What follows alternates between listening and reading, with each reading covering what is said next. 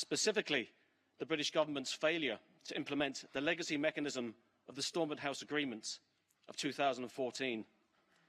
That agreement, signed up to by both the British and Irish governments and the 5 main local parties in the north of Ireland, gave a roadmap to achieve truth and justice for all victims of the nearly 30 years of conflict in my country. Since then, we have had 4 years of foot-dragging by the British Conservative government, along with continued threats by some to undermine this agreement by imposing a statute of limitations to protect former members of the British Armed Forces from prosecution.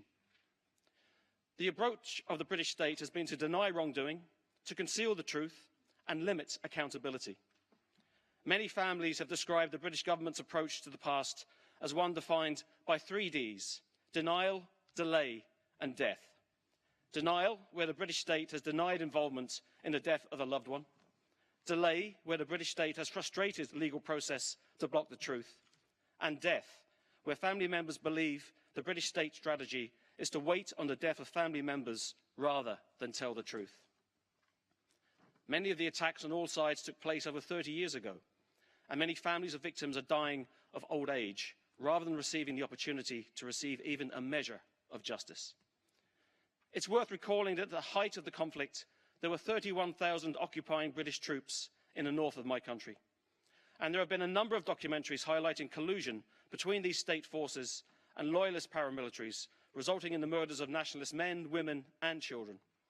It is my contention that the reason for British government prevarication is in order to delay and avoid this state collusion being fully exposed, particularly the roles of the British Army in its dirty war against the nationalist population of the north of Ireland. I am calling for a full Council of Europe debate on the ongoing failure of the British government to implement and adequately resource the Stormont House Agreement legacy mechanisms in a human rights compliant manner. Furthermore, the British government must adequately resource the Lord Chief Justice's 5-year plan to clear the backlog in legacy inquests and adequately resource the Office of the Police Ombudsman to allow them to complete outstanding historical investigations. Madam Chairperson, the people of the north of Ireland have already waited too long for justice.